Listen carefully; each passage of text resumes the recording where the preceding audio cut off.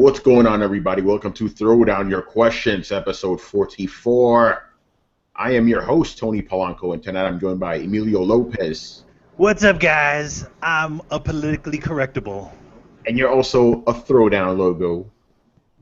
Hey man, I gotta press that button. There you go. See that pretty face. And of course, Mr. Brett Murdoch. What's up, party people? I'm on Gloria's video today. Dun, dun, dun. He has returneth, and you're also returneth for Throwdown Your Questions as well. I know, it's good to be back. It's a slow rollout. Yes. Yeah, you get, it's like we had the beta test, right, for Throwdown. Now we got the full game. It's going to be crazy. No Chris tonight because he's entertaining guests, which is good. I guess he's making friends out there because I don't think he had any really out in Teja, I mean, it might just be somebody he already knows, It's all good. And Brian is still on Brian hiatus. By the way, before we start, Brian, I want to issue a little bit of an apology to you because he actually asked us some questions, but we have so many questions tonight, we have to put the Brian questions off to the side for another day. But they were pretty interesting ones, but we'll get to those. Yeah. Well, Brian is off on he's on a British quest, right? Like doing British stuff? It's got to be British. I doubt he went to another land. Well, he could be traveling to Mordor to return the Ring of Power, but he's not in New Zealand. Yeah, he's not in New Zealand, exactly.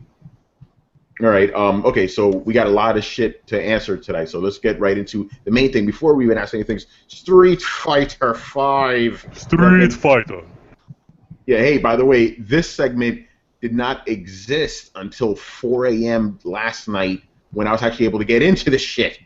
Bam. I've been trying since Thursday night when the shit went live, couldn't get on. And it wasn't just me, mostly everybody couldn't get onto this shit. Like, Capcom had to issue an apology. Yes, it is a beta, but if your purpose is to stress test servers and no one could get on, kind of defeats the purpose. But a couple things to say.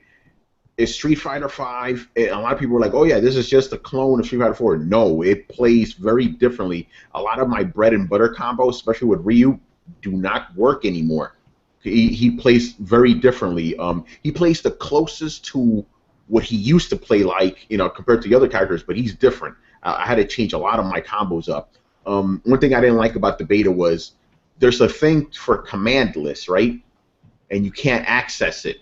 Everybody has new moves, and you don't know what the fuck to do unless you know Street Fighter and fiddle around until you figure it out. So that kind of sucked, especially since a lot of characters like Charlie, they don't have charge moves anymore. They're like Hadouken type moves and stuff. So that was a little bit weird, like trying to get used to that, and then not having a command list tell me what his super moves are. Super moves now, no more ultras. Those are gone now. The moves that you do with one motion and 3 punches or kicks, those are gone. Now it's just a double motion with the D-pad, or stick, and then one button, whatever it is. So it seems like they're really trying to simplify the game, for people that because Street Fighter is not an easy game to get into. And that's actually one of the questions because we did get a bunch of Street Fighter questions. That's something Dio asked us. He wanted to know, it was Blackstar. He goes, do you think the barrier to get really good at the game has been lowered or raised? In Street Fighter 4, you had to be really good at FADC, focus, attack, dash, cancel, to stand a chance against high levels. See, here's the thing about what happened. I would say they probably are making it a little bit easier because,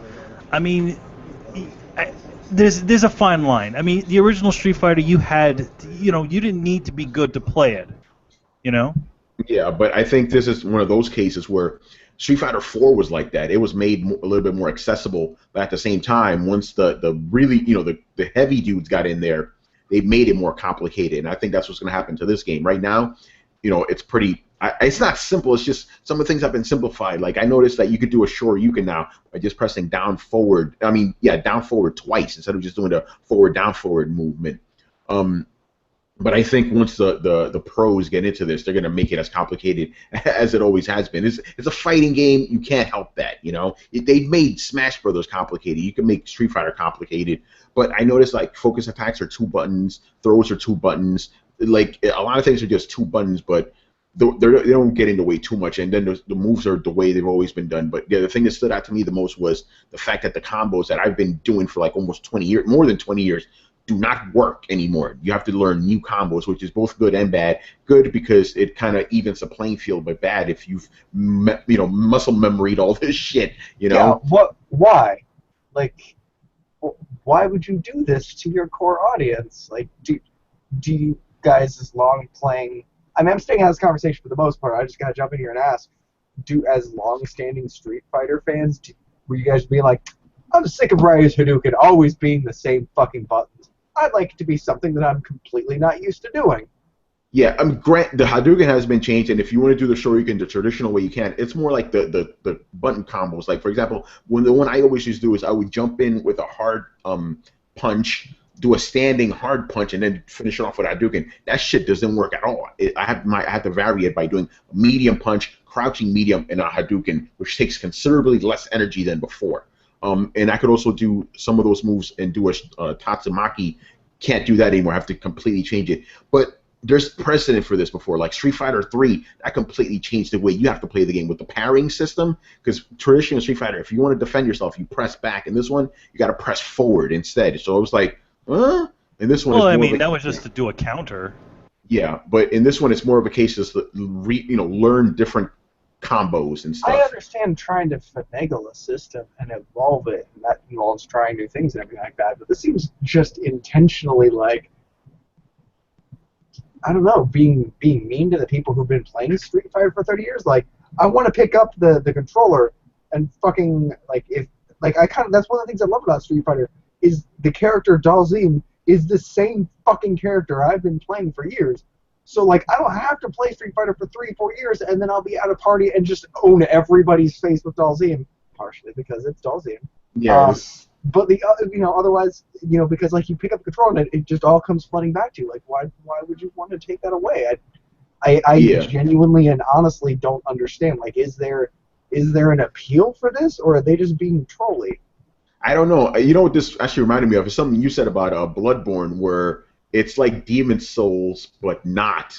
It's the same core thing, but it's different. They intentionally did that in Bloodborne because they're like, oh, you think this shit's too easy, huh? Well, now we switch the buttons around. Fucking deal with it. Like, and from a Dark Souls game, you kind of expect that behavior. You're like, God damn it, we shouldn't have said anything, because now every time I want to move change my weapons, I just end up healing like an asshole and getting eaten by a fucking werewolf.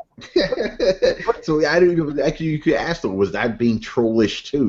Oh yeah, absolutely. But that is what Dark Souls is. Wouldn't that be them listening to the fans? Well, yeah. Well, that's the other thing. Is like the fans, like they're like, we've gotten too good at this. We've played for years, and now we've everything's too easy. And they're like, all right, well, we'll switch it up so your muscle memory doesn't apply. We'll make it feel like the first time when you were just fumbling and not knowing what you're doing. It was kind of a reaction to what fans are wanting, and that's why I ask in Street Fighter, like, is this a thing that fans wanted? That's a great question. That's a great question. Like, did the Street Fighter guys, want this? Because me personally, I'm like, I want to do the same combos I've been doing all this time. Like, I don't mind new combos being mixed in there, but at the same time, it's like, okay, I kind of have to throw all the shit I've not even learned, the things that just come naturally. I have to throw it out the window because they're different now. I mean, it's not too different because the way you do your new combos or the way you would have done your old combos, it's just in different button configurations. So I guess it's a way of leveling things out, but at the same time, it's a little bit weird. I really want to hear public opinion on this. The problem is, with this fucking beta, there's not enough people playing it because you can't get into this shit. It's like, okay, I understand it's a beta and you're supposed to look for bugs, but if the beta is specifically to stress test servers, you can't stress test servers if there's not enough fucking people in there. It's annoying. Like, I got to play twice, right? After trying for almost 3 days, I got in there and I got to play for about 20 minutes. It was just me and the dummy trainee thing. It didn't match me up with anybody because nobody was on. And then the second time I played, I finally did get to play against some people. 2 times the matches went okay. I lost one, I won one. Then the other 2 matches completely disconnected. I'm talking about to the point where I was playing a game 1 second, and the next second I was on the PlayStation XMB. No in between. So they got a lot of shit to work out. Hopefully this shit happens now and not in the actual main game, because that would be very bad.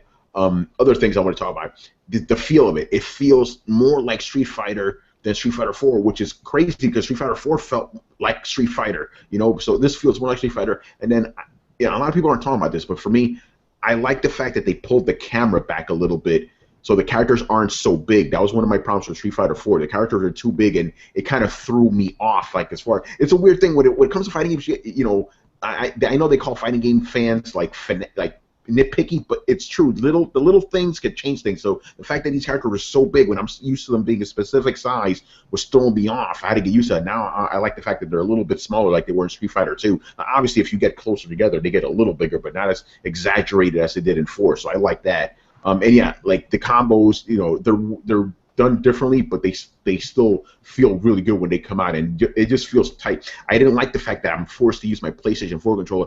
PlayStation controllers are good except for fucking fighting games. It's true with the PS1 controller. It's true with the PS4 one. This is probably the best one because the D-pad doesn't suck like every other PlayStation D-pad has sucked, but it's still not a fighting game pad. I couldn't use my Hori, which like irked me, but again, that's just the beta. Again, I didn't get to play enough of it to give like a full-on opinion of it, but from the little I played of it and combine that with what I played at E3, it's a, you know, Street Fighter 5 is going to be a really good game. I just hope, actually not hope, I really, you know, want to see the reaction to the changed up combos. Everyone's talking about, hey, this character is a charge character. They don't do charge moves anymore. I think that's a little bit not as big of a deal as it is that your main bread and butter combos just do not fucking work anymore. So that's going to be very interesting. That would also affect the characters, the charge characters. Yeah, and it's weird because Charlie now, he's a, you know, like a Hadouken type character now. He's not a charge character anymore. Charlie, I'm playing like, okay, you look like Charlie, but you're not Charlie. You're somebody else now. Chun-Li seems like an upgraded version of her normal self. She plays almost exactly the same, except for you know, 100 kick thing. It's not pressing kick a million times. You got to do a Hadouken and kick, but her charge moves are there. Ryu plays mostly the same. Birdie, he plays totally different. And Bison, he's somewhere in the middle. Oh yeah, that's the other thing. 6 fighters in this, which is 6 out of 16 characters that are going to be in the main game, which is pretty good. But yeah, half of them play the way that you kind of remember. The other half are like, who the fuck is this? The name looks familiar, but I don't know who this is. So yeah, it'll be interesting to see how you know, the main dudes, like, yeah, I've been playing this shit for like 20 some odd years, but I'm not a professional in any type of way. I don't even know the names. All the frame shit, I don't know anything about that. So I want to see what the main dudes have to say about this shit. How many characters are supposed to be in the game? 16 at launch. So they give you a good chunk. They give you almost half the characters. You know. So yeah, that's all I had to say about Street Fighter. I wish I could play more of it, but Capcom. We got some questions about Capcom, which we will get to. All right, let's jump right into the shit. Final stage boss. Why do digital game prices stay full price so much longer than the physical ones? Fan advantage goes probably varies per company, but the most likely reason is most companies don't want to upset retailers who make up the bulk of their game sales. That's it right there. I think that's one reason. And the other thing is they're a little... Consoles are a little slow on the take when it comes to this shit. Not Steam. They're pretty fast on it. They will drop those prices fast. Console, you know, things, they're slow to catch up. You know, but yeah, that's mostly what it is. They don't want to undercut the retailers. Brett, I'm looking at you. I know you have probably something to say about this. Oh, kind of sure I'm going to go off on a little bit of a rant, so I'm just kind of letting man, go for it. He's charging up. He's charging up like Goku. Yeah, like, I'm just gonna wait until the last possible moment and then come in and make the biggest fucking scene possible. Actually, not really. I think it's a completely jackass move, and it's an it's an artificial way to inflate the market and your game prices, because you essentially have a stranglehold and don't have as much of a competitive market outside of there, because you can, you know, artificially cut off any kind of secondhand sales, and therefore, like the cable companies, essentially determine your own price. So that's kind of a dick move. I think it's kind of weird that I could buy your original game, Dragon Age, for $7 at GameStop, and then I got to pay $20 for each one of your goddamn expansions. I understand that you want to make your money somewhere in there, but I'd probably be more apt to giving you my money if you weren't such a greedy, needy little bitch. Like, it just stop trying to steal every penny that's out of my wallet. I do not understand why big developers cannot follow the deal that Steam has going on, where they drastically reduce prices on their games sometimes permanently, sometimes temporarily, and this helps jumpstart community interest in the game, and community interest in the game sells I Ark sold over 1 million fucking copies the last time I checked. Like, what is that? Has anybody seen a fucking commercial for it? Like, no, it's just because jackasses like me are climbing up on the rooftops and be like, everybody needs to play this fucking game. I want to say last time I checked, I had like 280 hours logged in. I don't even know where that time came from. I'm pretty sure some of it was AFK, but not that much. Like, I have Brett, you play while you're sleeping, man. You don't know it. You like sleepwalk this game. Sleep play. You sleep play, man. I would not be surprised. This game is as addictive as Warcraft the first time I played Warcraft is. Like, it's like you stumble across this, you're like, I don't understand what I'm doing. There's dinosaurs and there's trees, and I punch a tree, and now I have some wood, and there's a rock, and I pick that up, and I've made an axe, and like your mind just like explodes, like slide into the pupils, and you just see like fireworks of like the cosmos being born, and like it's just like, I can do anything.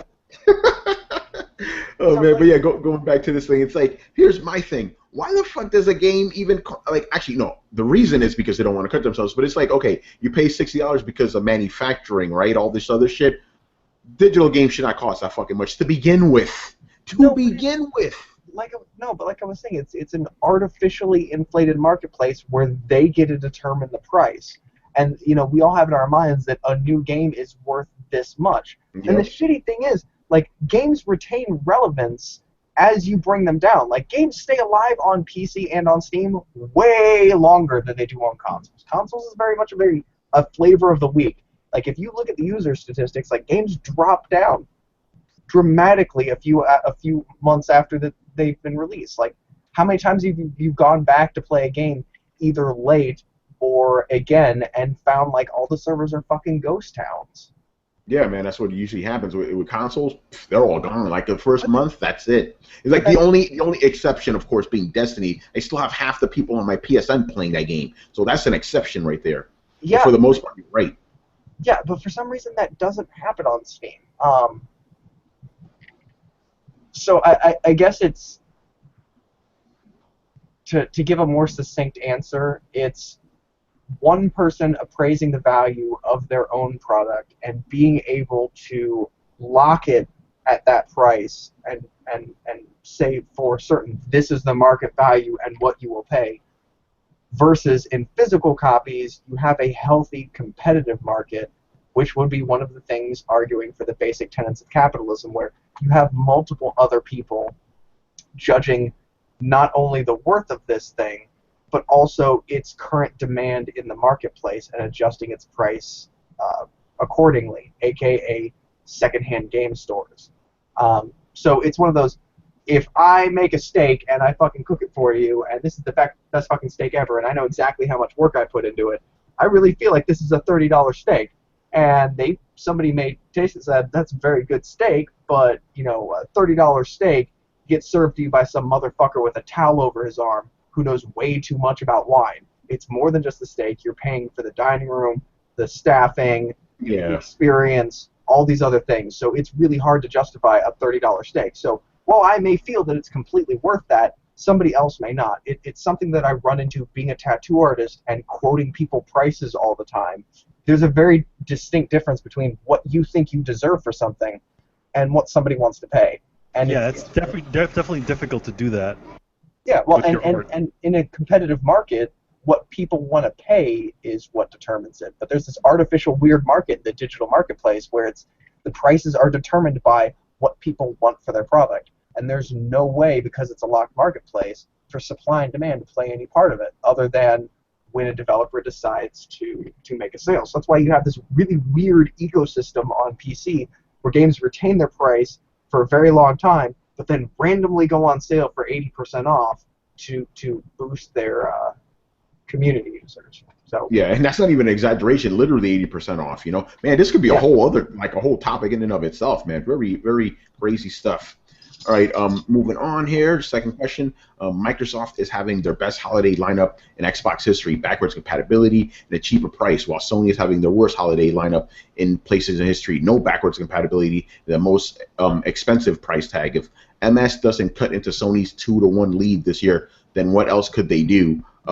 Yeah, I think I don't think they're gonna be cutting into that fucking lead anytime soon, man. Like, what else could Microsoft do? Like, the only thing they could do is like maybe assassinate all the heads of Sony or something. Like, yeah, I know I'm not even exaggerating, but I think Sony has such a large lead now, and they have such good trust with the people that they, unless Sony fucks up in the most like unimaginable way, Microsoft can't really do anything at this point. I really don't see them like, you know, they maybe they'll get inch closer, but they're not going to be topping them like anytime soon. I really don't see that happening. Real quick, I gotta put this into perspective because this is bothering me. Like, this is a very well disguised, completely biased question.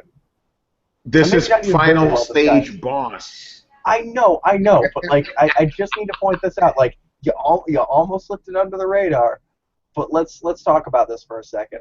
The best lineup in Xbox history is a subjective thing. Like, and I know I've had my face buried in art, but I still haven't seen anything that I'm like, oh my god, I need to play this game from Xbox. Like, there's Brett, don't say that around another Zank. Halo 5's coming.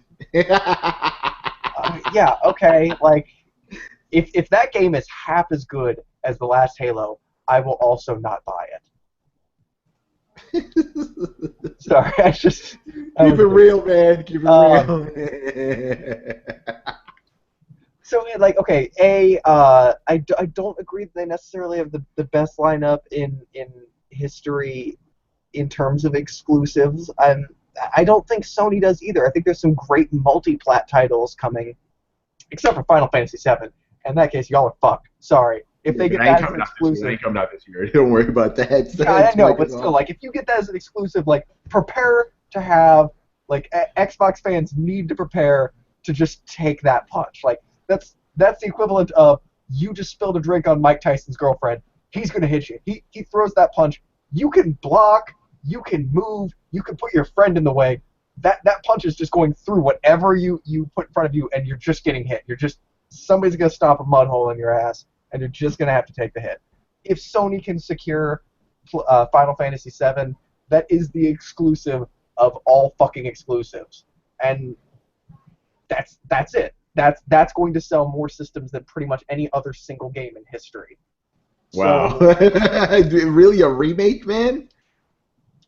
Final Fantasy VII? Yes.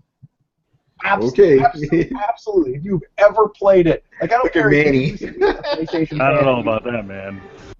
There are some super hardcore fans. Oh no, we understand, but at the same time, yeah, I don't know about that. That's a little bit out there. There's people that had a PlayStation that have since not kept up with current console generations, or have gone to Microsoft because they prefer that as their platform.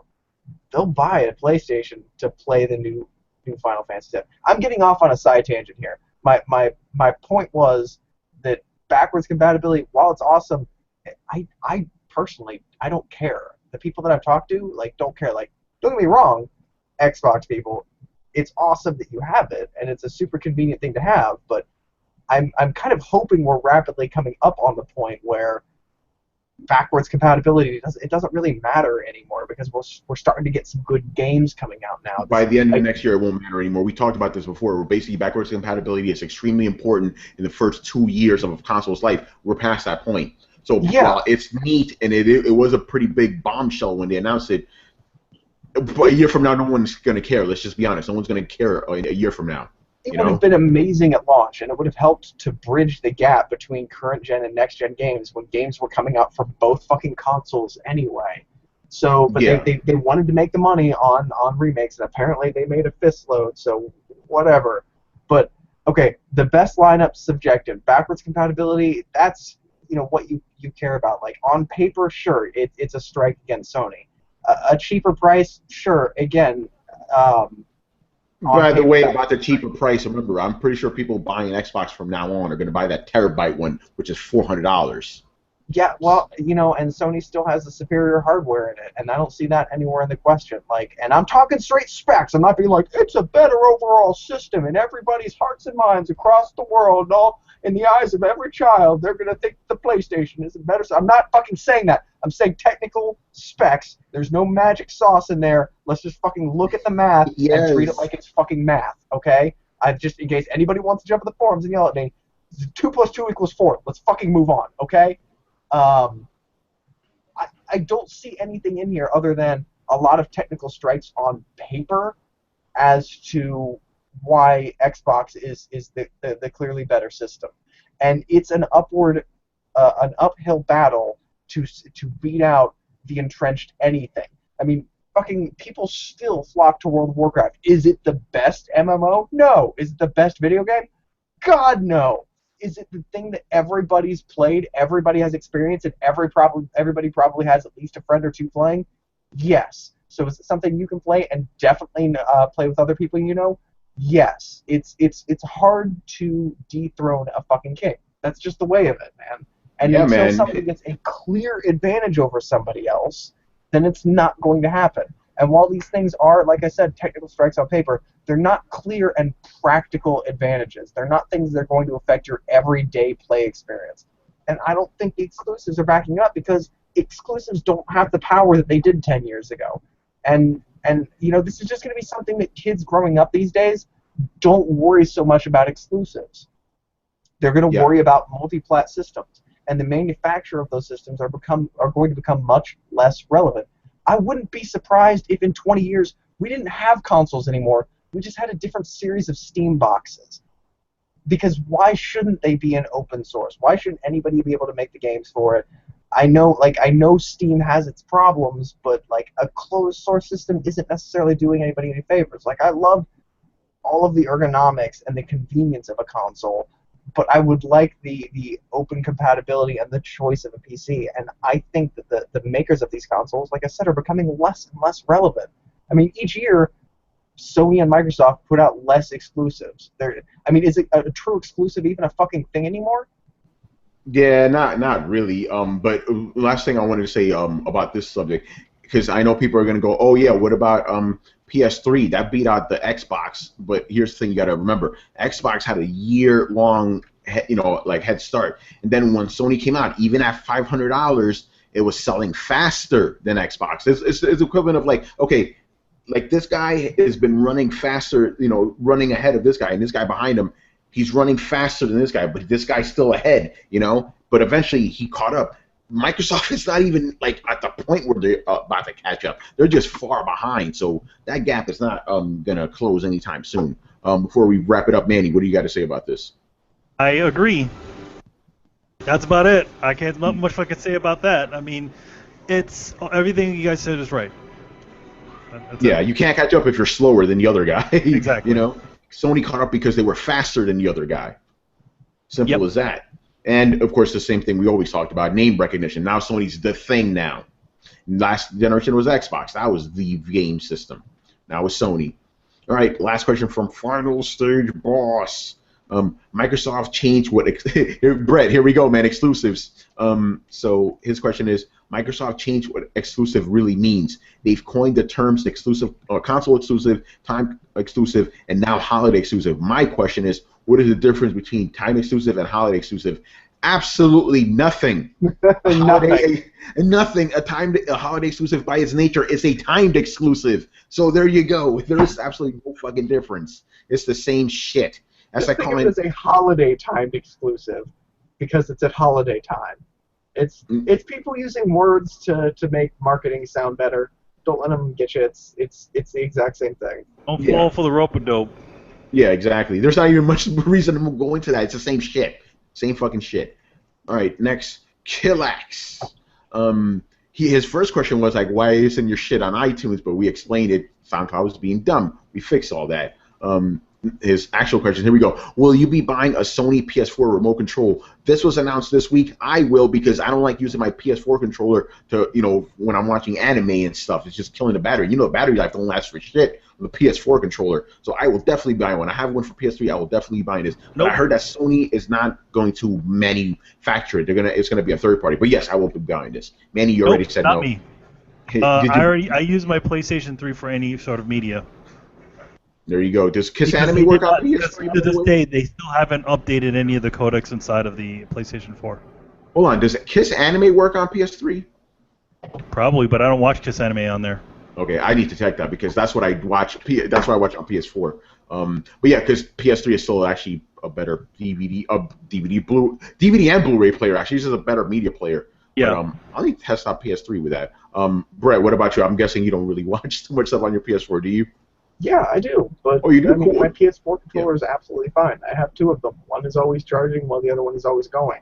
And I only need two of them if I'm playing multiplayer stuff. And in today's day and age, you don't really need more than one fucking controller for your console, because more than one person can play a fucking console. Remember, he's talking about like the actual controller. Yeah, I know. A remote control, not a controller. Yeah, one of these. Yeah. I have a controller, and it controls my videos just fine. Okay, so that's a no then. Yeah. Yeah, I'm getting one because I don't like using my DS4 controller. I want to use an actual real controller. All right. Next question, Manny, get ready. Will you purchase a limited edition Metal Gear Solid 5 PS4? Can I say no because we don't get it in America? We're not getting it in America. I don't think it's going to happen. It's too late in the game for this thing to happen. If anything, it'll be incredibly limited, unlike in Japan where you can go to any fucking store, even a 7-Eleven, and get one. Yeah. Most of our fans said they are not going to get another PS4 just to get this. But Ronan, he said, Roman Ronan, he says he will. He's interested in Taken King one because it does look nice.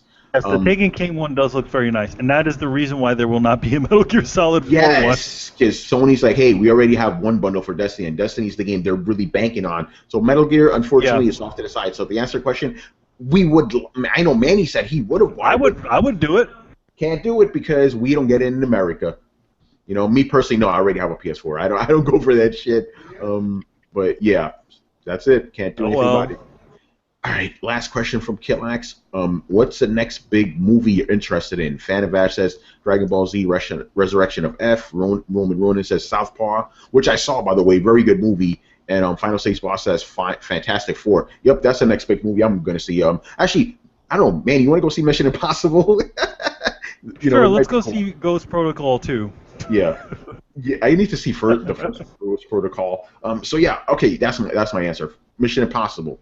That's the next big movie I'm going to see. And then after that, the Fantastical Four. Then after that, Star Wars, I guess. Anyway, what about you guys? What's the next big movie you're looking forward to seeing? Deadpool. Damn, dude, you're going to skip everything. What about a Civil War that comes out after that, or before that? Or does it? Wait, Deadpool comes out in February. And you're not looking forward to any other movies between now and February? Well, I'm not going by chronological order. I'm just going by amount of excitement. Okay, that's fair enough. I'm going by chronological order. What's the next big movie? Next big one I can think of is Mission Impossible. But I mean, the next big movie is obviously Civil War. If we're going off Brett's timetable. But yeah, I'm sticking with my answer. Manny, you go. I don't know. We'll see what happens.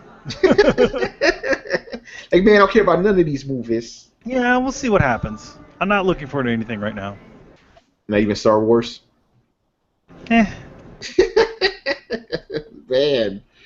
All right, let's move on to... Hey, man, Episode 1 and all the other prequels have made me kind of, Yo, but this is a sequel. Whatever. And it's not by George Lucas, and that's a good thing. And listen, just because it's not handled by George Lucas still means it can actually suck. It's okay. It happens.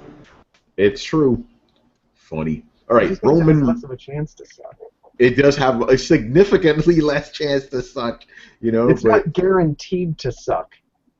Like, if it was like, oh, this might be good. Mm-hmm. There's a potential for it to be good.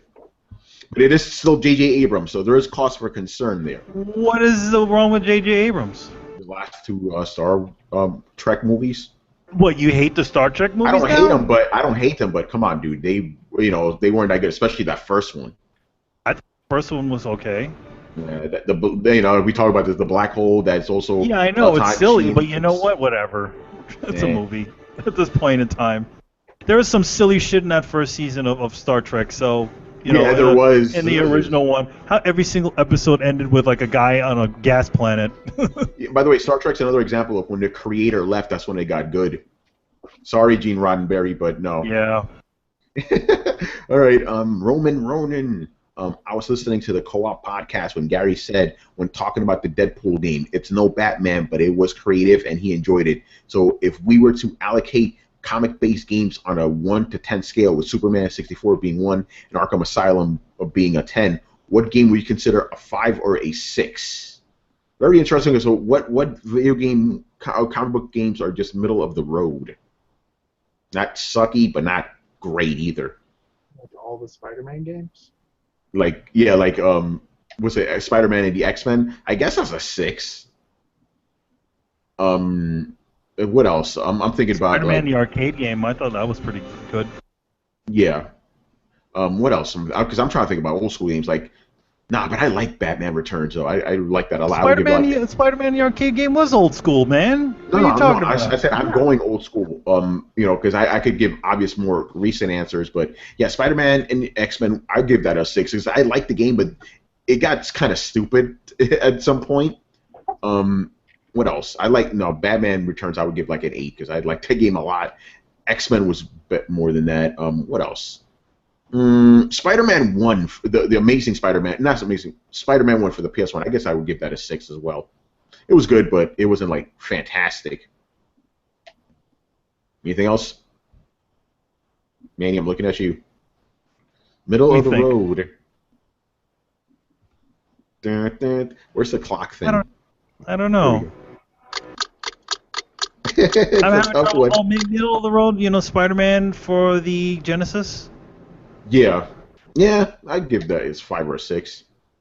Middle of the road type of game. Same with the Sega CD version. Damn, I never played that one. That's the one that has that fun song, Swing Time. Yeah, no, I didn't play that. That's crazy. Brett, what about you, man?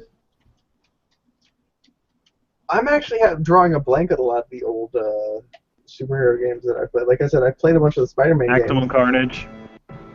Yeah, I guess like a 6. Yeah, a lot of the old school ones were pretty terrible, with the exception of 1 or 2 of the X-Men games. Every Superman game's pretty awful. Most of the X-Men games pretty awful. The first X-Men game for Genesis was really good, though. That was fantastic. That was the one that I loved. All the other ones were the one for Nintendo, Super Nintendo, was just fucking terrible. It made me angry. I'd be like, "Oh, sweet, you got X-Men?" I'd be like, "Yeah, let's go play." Be like, "Oh, Super Nintendo version. The fuck is your problem? You're not my friend anymore." Yes. See, this would be an easy one to ask if it was horrible games. We could listen Silver Surfer. It's like, ooh, man, that was bad. Yeah, terrible. Generally until recently, a 6 was the highest. A 6, maybe 7 was the highest a comic book game could possibly get, with a few very rare exceptions. So, to be fair, though, it's still that way because Batman Arkham games are the exception. Yeah, it's true. Let's just be honest. There's not many. Yeah, Fan of Ash says the Incredible Hulk game. Which one? If you're talking about the one where you have to turn into Bruce Banner and go to stealth missions, yeah. If you're talking about Ultimate Destruction, no, that's like an 8 or 9. That game was fucking awesome. I didn't like that game. You didn't like it? I thought it was stupid. Oh wow, why didn't you like it? It was just the same problem that happened with the Spider-Man game. It's just this big dumb open world where there's nothing to do except blow everything up. Yeah, but that was the fun part of it. You just run around blowing shit up, and this was still when it was like in the Spider-Man game. It's like they've got this one thing right, and they just expect you to have fun with that. Hey, swing's great. Let's swing all the time. Yeah. To be fair, though, that game did a lot better job than Spider-Man did. Spider-Man got boring real fast. Hulk, I was playing that just for fun. Like, let me just blow shit up. This is fucking awesome. And then they fucked that up with Prototype because that game was like a spiritual successor of Hulk, and they didn't do it that right at all. All right, next here, I currently buy PSN cards to add money to my account because I have no faith in Sony security protecting my financial info. It's not the quickest way, but I feel secure in this method. Are there other options I have to add funds? PayPal, that's the other one. That's it. That's all you have. Either your credit card, PSN cards, or PayPal. That's it. That's all you have. PayPal, And I think they might have Amazon secure too. in this day and age, though. What happened? So PayPal's not any more secure in this day and age. I mean, I hate to pull out my tinfoil hat here, but really, any of those big corporations have been targeted and they've all had massive amounts of data stolen. Like, if you want to be safe and just not worry about it, yeah, just pick up a Steam card on your way home from work. It's not the safest, but it's probably the best. Yeah, I still go old school with the PSN card, so I'm with Ronan on this one. But that's it. Manny, you said Amazon too?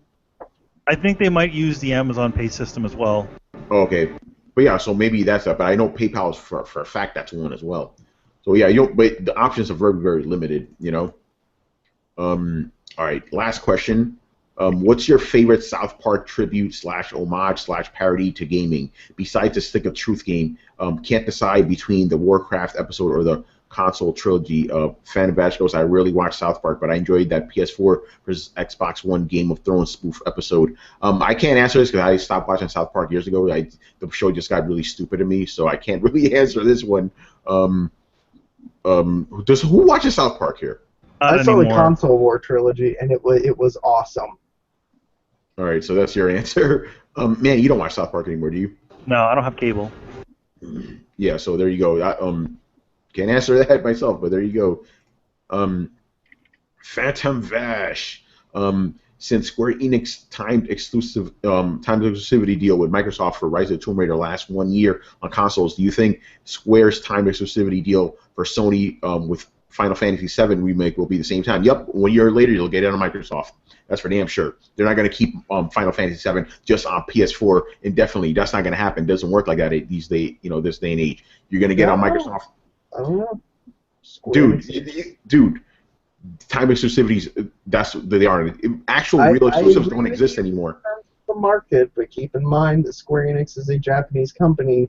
Japanese companies are generally traditionalists, and Square Enix is one of the few companies that still does have actual console exclusives. There are plenty of games by Square Enix that were never released on one console or another. Oh no, but you have to remember, Square Enix already said it will be coming to other platforms. Oh, did it? They did. Now he's asking how long it's going to take. I'm going to go with about a year. Yeah, because it's happening already. Yeah, it's about a year. Yeah, if it's a delayed exclusive, it'll be about a year. Yeah, if that's how it worked with Rise of the Tomb Raider, I'm pretty sure it's going to go like that with Final Fantasy VII. But I think that first year, man, oof, it's gonna move. Maybe not a lot like you said, but it's gonna get some people to buy a PlayStation 4 for sure, man. People have been waiting for that shit. All right, man, nothing to say about that?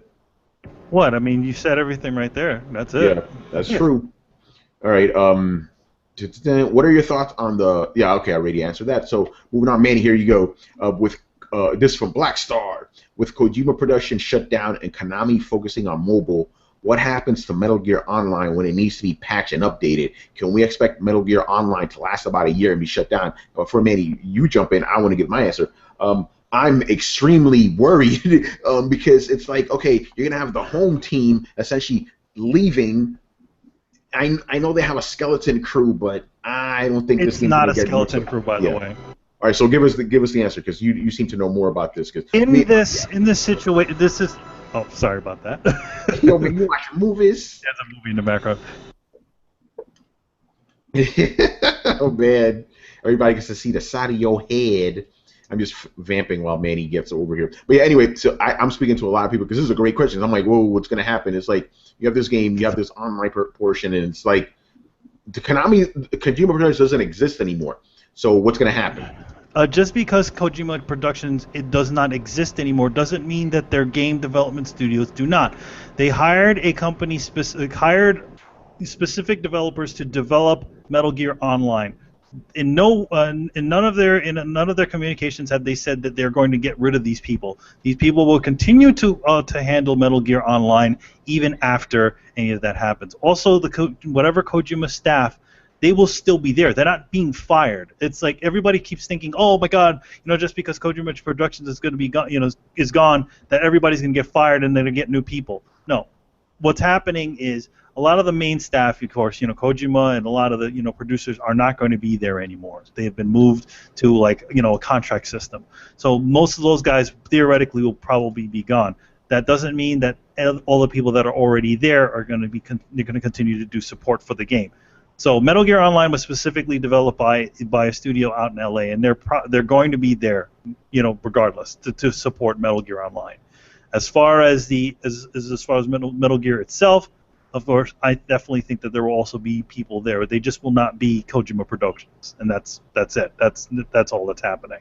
Yeah, I think the question is fair because a online game lives or dies by its updates and all that stuff. Look how yeah. I definitely think so, and I think that's the whole reason why Kojima decided to go with hire people specifically to handle this sort of thing. Notice that he wasn't developing an online mode on by himself. They literally hired this company, essentially was Kojima LA to handle the online portion of Metal Gear Online, and I definitely think that's what it'll continue to be. They will continue to support Metal Gear Online after, and now the thing is further after, when it starts to, when everything starts to drop, now that'll be a different story. I don't know. We don't know what's going to happen with that. Yeah, exactly. But so I definitely think that though that any updates I think there will be updates and stuff that will come to Metal Gear Online, and there will be support to it. I just think that just because they're not there, just because it's not Kojima Productions, that doesn't mean they're not going to be supporting it. And a lot of the restructuring is happening, and they're moving people into different sections. Like, in other words, they're condensing the Dance Revolution people. They're doing all kinds of funky things with the company. But yeah, I mean, that's the only thing. That's the only part of it that is a big question mark. The future. Yeah, exactly. Like it just seems to me like they probably won't be supporting it for like more than a year or so. It also depends. Remember, Metal Gear, the last Metal Gear Online, that didn't last that long either, and Kojima was there for that. Well, the thing is that it also had to do with,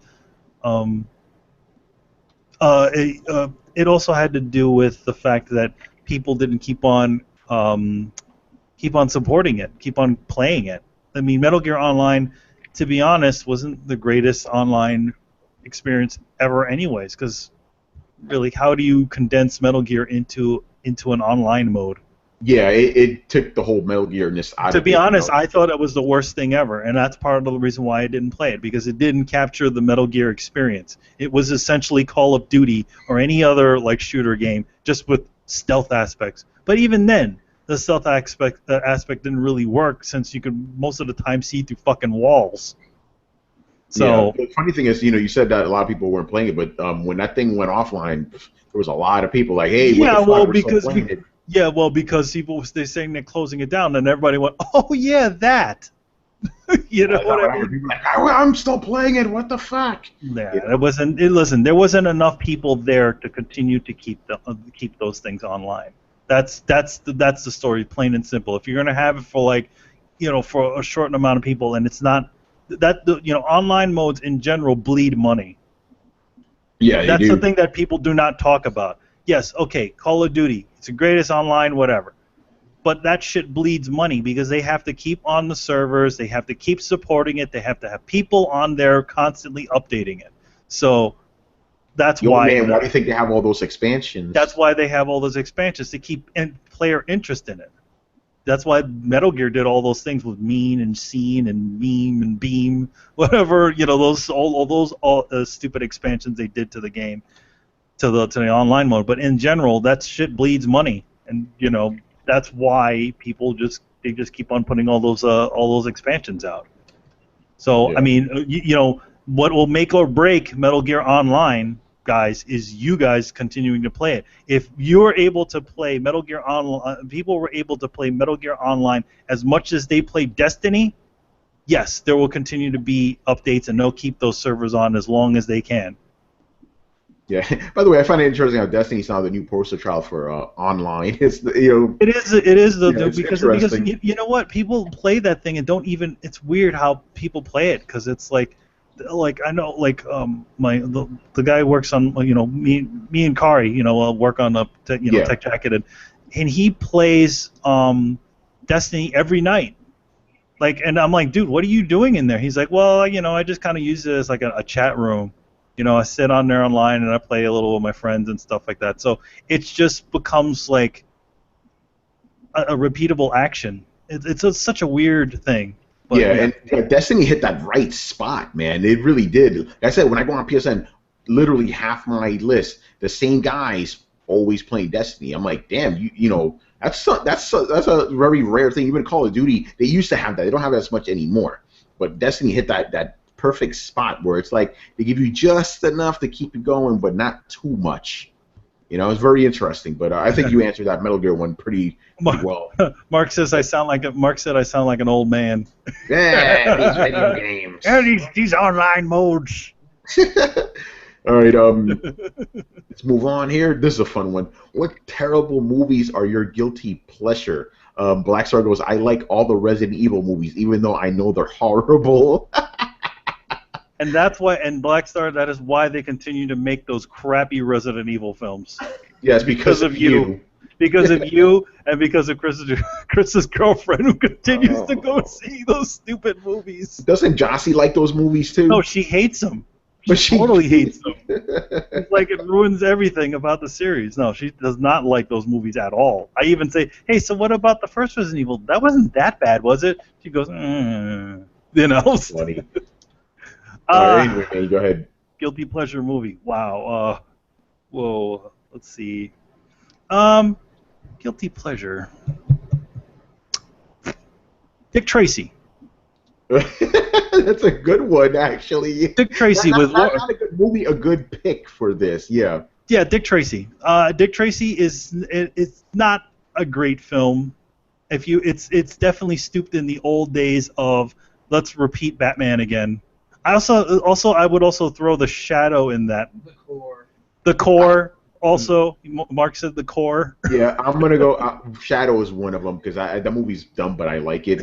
It's so stupid. It is dumb, but you know what my guilty pleasure is? Manny, please forgive me. Batman Returns.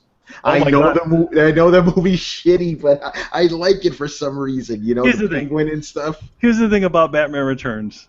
It's a world better than the Schumacher shit. Ugh. But it is such a bad movie. It is bad. Like I watched it recently, I'm like, wow, this movie's terrible, but I still like it though. Catwoman and stuff, and Danny DeVito. I like all, and I don't know. I just like the Tim Burton Batman-ness of it. The one thing is that I think a lot of the superheroes movies kind of miss now. They don't make a world for their things anymore. Now everything's kind of based in our world, kind of weirdly. Yeah. It's like in the Tim Burton Batman, it was like hyper reality. Like in other words, in this crazy hyper New York / Chicago place, these giant statues everywhere, all this, and it literally it's like a caricature of a city, which I kind of like that, where it's like, okay, it's our world, but it's this kind of crazy like world, our version of our world turned on its head. Yeah, this is why I actually, like, as far as Gotham goes, that's why with the Christopher Nolan movies, I like the first one more in that sense because I felt that Gotham there was more work put into it. Like it felt a little bit more like an actual city, but not any real city. And then another one's like, okay, second movie, it's Chicago. Second one, the third one is New York. Like nothing, they didn't change anything about it. Like in the first one, they at least tried to, like they remember they had that one aerial shot. It's like, whoa, what is that? Like you got to see like different sections of the city and stuff. There's this crazy railway that leads to Wayne Tower. I felt they did, the Narrows and stuff. They did a little bit more for that. I like that. You're right. Even I was very disappointed with Metropolis and Man of Steel. I'm like, it's just like it's just some regular city. Yeah, it's just mega New York. It's like, where's all the flying shit? But yeah, that's even like a film like Judge Dredd, like that has like. It's like New York, but if New York stretched all the way over to like Boston, it's like insane. If it was a mega city. Mega city. Anyway, Brett, what's your guilty pleasure, or any of them? I don't really have movies I'm ashamed of watching. Like, It's a weird question because ashamed of liking. well, it's not any movies that I'm ashamed of liking. Like I kind of just like the things that I do, and other people can fuck off. Like that's okay. Okay, a movie that is generally thought of as a bad film. I've been sitting here like I really like the Kick-Ass movies. People like those aren't really bad films. That's just what I keep thinking. Like everything I keep thinking. We're like, thinking like okay, those. so like if we're talking about this, like Chris Wiseau's The Room. Wait, so which one? The Room? The Room. See, there you go. That's one. Tommy Wiseau's The Room. There you go. That we all have that in our list. Yeah, the movie is so horribly bad good. But it's so awesome at the same time. Hey, Mark, what's yours? Mark, get in here. What's your guilty pleasure? Mark said Mark's guilty pleasure is the core. He loves that film. Core was a bad movie. Oh man, but there's a little bit of an appeal in there. Oh yeah, I don't know if I could call this a guilty pleasure because I recognize it as a bad movie, but I just like the way he looked in it. The Godzilla movie with what's his face? Matthew Broderick. Oh God. That movie, but I like Godzilla in it. He looked cool to me. So I guess that was actually the reason why I didn't like it the most, because I'm like, fuck, he looks like a giant iguana. Oh wait, he is a giant iguana. I like Godzilla now, but the movie around him. All right, moving on. Okay, this is a fun one. With the summer drought, what are the backlog games you are working through? I've gone the opposite direction. I'm like, no video games for me now. I'm going to back into comic books and anime. So that's what I've been doing. I've been playing many video games outside of like. Are you doing comic books in metal? Symphony X has a new album, by the way. We'll talk about that off the air. Yes, I know. So yeah, I'm not playing any video games right now. I easily could have a ton of games, but I don't want to force it. I don't really feel like playing any video games right now. I want to read more. I want to watch more anime. That's the shit I'm into right now. So I'm not digging into my backlog at all. Manny? For me, it is. I'm still trying to get through Batman Arkham Knight. I want to go back to Bloodborne and fight Queen Yarnum and get that those final bits of trophies for that game, and put that one to bed before the DLC comes out, because I really want to get that. I was thinking of going back into Peace Walker again and finishing off the HD collection version. I'm a little bit wary on playing it because I've already beat the fuck out of the PlayStation Portable version. I mean, if you guys ever paid attention to my Twitter, I put up my a screenshot of it. It literally tells you how many hours you played. I'm like over 99 hours of play on Peace Walker from the PlayStation Portable version. So yeah. Yeah, by the way, if you play Peace Walker, I'm there with you because I played the HD one. I think it's rated. The funny thing is, when I played Peace Walker on the PSP, it was hard as fuck. Yeah. And then when I played it on the PlayStation, it was easy. I'm like, oh, the difference is the controller. Yeah, the difference, the biggest difference with that game is the control. The PlayStation Portable just isn't able to kind of capture that. The aiming in the aim assist is now so absurd when you play it on the consoles. Like, you just constantly get headshots, and then go and play Metal Gear Solid 5 Ground Zeroes, and then you're like, fuck, I can't hit anything. Yeah, it's true. Yeah, it's ridiculous. You just get headshots like nothing. Yeah. All right, Brett, what about you? Backlog? I still have The Witcher to finish. I'm hearing that isn't Bloodborne supposed to be having some DLC coming out soon? Yeah, that's in fall. Yeah. Yeah. So I'm gonna go back and probably start a new Bloodborne character and play that from the beginning. But I'm not in a drought. I'm playing Ark.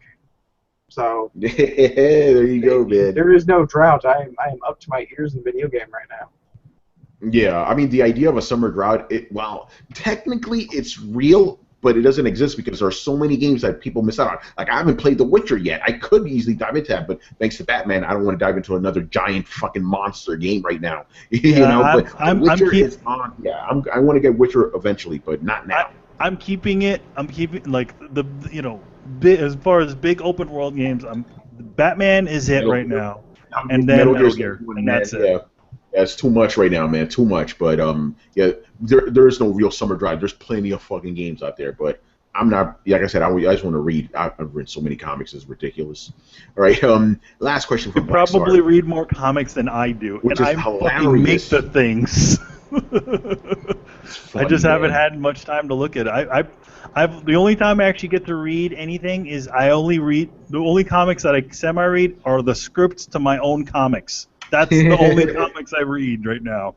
It's very sad. I By the did way, buy. everybody, yeah, go check out We Are Robin. By the way, Yes, by the way, We Are Robin has sold out everywhere, and they're doing a second printing. Yay! Yay! So yes, there's going to be a fun. There's going to be a fun alternate cover that we're going to be doing. It's not going to be that different from the last one, and then yeah, we're going to do a second printing on that one. So hopefully the second issue does as well as the first. We can keep on rolling with We Are Robin. Also, I'm sure you guys saw at Comic-Con the announcement that there will be a Robin War. ooh, Yes. I didn't even know about that, man. What's this Robin War? The Robin War is where, Damian Wayne Robin will Oh, be meeting the We Are Robin crew. What will happen? ooh. You know? Oh yeah, because I did see that picture. You saw Damian Wayne like. Yeah, you see Fuck, Damian yeah. Wayne, and Damian Wayne is looking up at the crew, kind of jumping out at him. Now, what would happen? Will he feel a little bit offended by this? How We many of shall those guys see. just getting killed? Who knows? Damian Wayne doesn't give a fuck, man. Damian Wayne does not joke. I mean, I don't know exactly. I don't know what any of these things are. When we got that image, we didn't know what was happening. So the writers know exactly what's going to go on. So whenever we get the books, we're about as surprised as everybody else when we start reading those scripts. So definitely check out that. That's coming maybe in the fall. I don't know. Yeah. By So, the way, a little bit of a side tangent because I've been reading because you know how DC they had to Convergence and now they have these new books out. I like what DC's doing. It's pretty cool. They actually did make it accessible. How's that possible? Like I've been reading all the main ones, like Justice. There's 2 Justice League books, Action Comics, Superman, Batman, Wonder Woman, Green Lantern, Aquaman, even Cyborg. I've been reading those. Very good stuff. I like what they're doing with it. It's accessible because DC's always been the hardest fucking company to get into. I really dig the artwork to this. I mean, take this how much you will, but I really dig the artwork to the Cyborg book. Yeah, it's really good. I like it. Also, I do like the variety of styles that we're doing now at DC too, where there's cartoony guys, there's real, photorealistic guys, there's different people. I'm glad that they're finally accepting that there's more than one than just that kind of Greco-Roman style. Yeah, because that's DC's problem. Like every book had a uniform look, even up till like to 2000s. DC has a specific look. Now I'm glad, like all those books are meeting all the art styles are completely different. Like you have like on Justice League, you have fucking Brian Hitch from Ultimates. He's doing that. Then you have Superman that's being done by John Romita Jr. and totally different styles. And the guy from Cyborg totally different as well. Same thing with David Finch. He's doing Wonder Woman, which is really cool. I wasn't expecting him on that book. Really good stuff. So DC, thank you for that. You got to diversify. So look at Marvel; they've been diversified since day one. They have done. Marvel has always done this where they've kind of tapped the bunch of younger teams, and I mean DC, as great as it is to have all the big guys over there, you gotta give some of the younger guys some more chances, and I think that's what a lot of the newer books are about, like the Black Widow, the Black Canary book, Black Canary, where she's kind of like she's like a rock star now, and then also We Are Robin, and also a bunch, the other newer books that are coming out too. But they're just kind of it seems like a really interesting experiment, because I mean, you look at the DC cartoons, they're different. Like a lot of times they'll look cartoony, sometimes they'll look this way, sometimes they'll look that way. Why can't the books be as varied as the shows were? Yeah, so I'm glad to see that. But all right, let's move on. By the way, talking about the Warner Brothers here. Last question from Black Star. Mortal Kombat 10 is the best-selling game in North America in 2015 so far. Are you surprised by this? I thought fighting games were a little bit more niche, but it looks like I was wrong. Yeah, that's a surprise. Like, everybody loves Mortal Kombat, but for this to be the best-selling game of the year so far, that's pretty incredible. I'm gonna throw this out there. Mortal Kombat just so happened to be the one of the bigger fighting games for both consoles. Yeah, but I mean, even If the you're gonna last Mortal Kombat, even though that sold really well too. No, I'm Yeah. saying like we have the new consoles. There are no fighting Okay, games yeah. for it. That was officially, you could say Guilty Gear Yeah. Xrd. You can say Guilty Gear Xrd, but that wasn't a multi-platform game. Mortal Kombat, on the other hand, was essentially the first AAA, big game that was, big fighting game for both consoles. And I think that's what got everybody in on that one. And you also saw it advertised to high hell. That also Yeah, like helped you too. could like here in New York, you'd see Mortal Kombat, Mortal Kombat ads inside of the train stations and stuff. Even Batman. Batman's almost like it's a movie.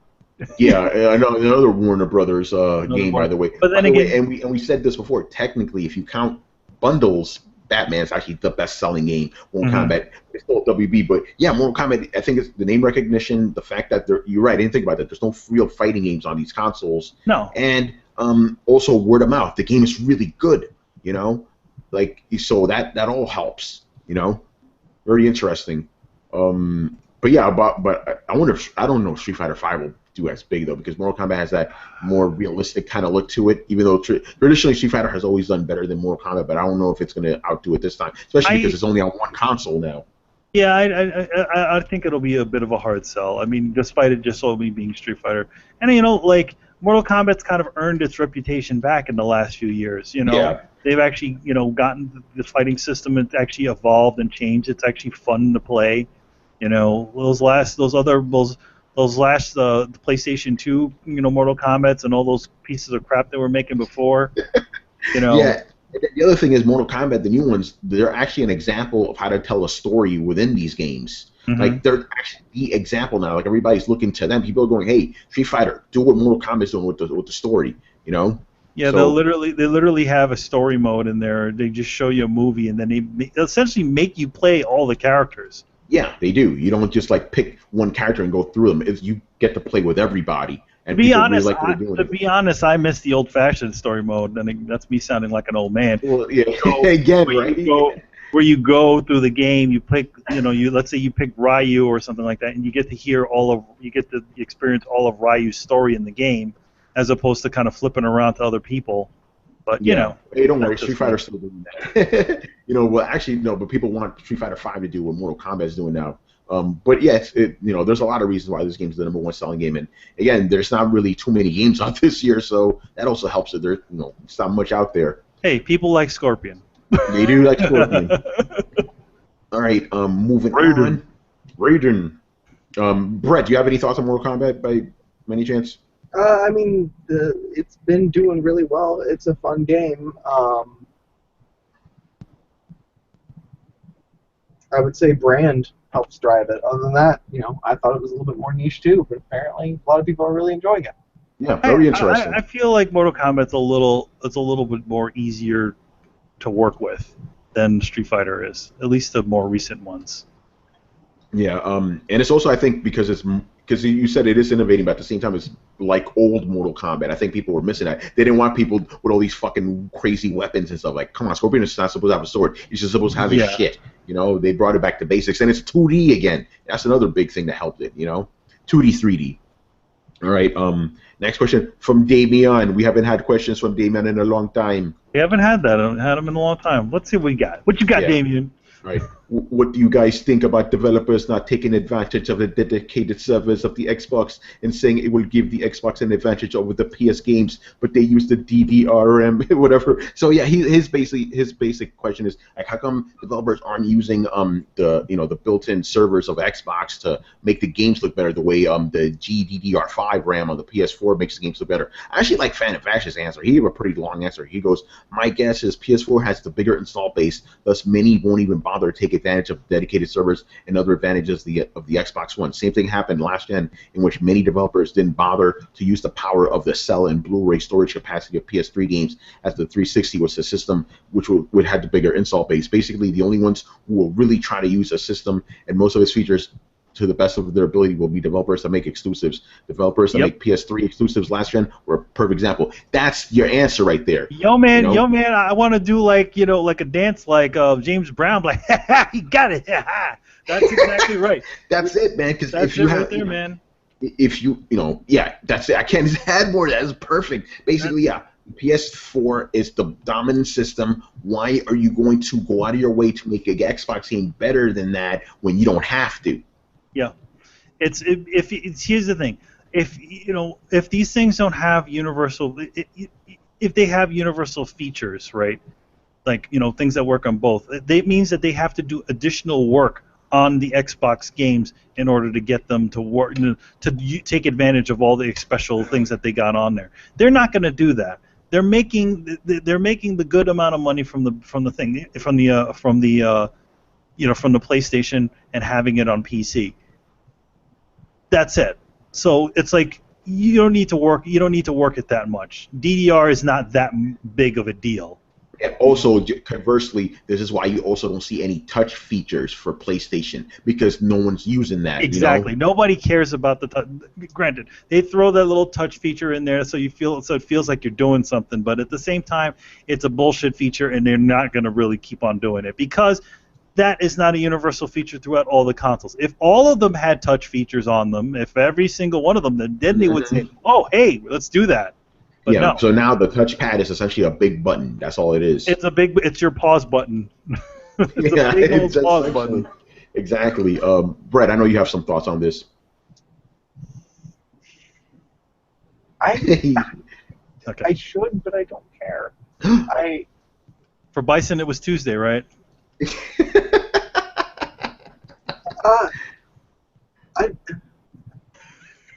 Brett's lost for words. That's amazing. Like, I don't understand why. Like, are we still talking about little secrets that the Xbox is going to leverage to be a better system than the PlayStation? Like, is this still honestly a conversation that we're having? Like, yes. At a certain point, it stops being funny, and first it stops being intimidating or real, and then it stops being funny, and now it's just kind of like, look, dude, you're like the dude who just got his ass whooped in the parking lot, and he can barely stay. He's like, no, I got my footing on, man. I got my footing down now. Like, you fucked up. You come here, you fucked up. Like, dude, you already got your ass handed to you. You are trailing behind. Just shut the fuck up. And what makes this even more tragic is it's like a guy laying in the parking lot having his ass kicked, and his friends are the one hyping him up. They're like, no, Dave's going to kick your ass. Dave is going to get back up here in 1 second. Dave's going to regain consciousness, and he's going to smash your fucking teeth in. It's like, no, just shut the fuck up. Dave's getting his ass kicked.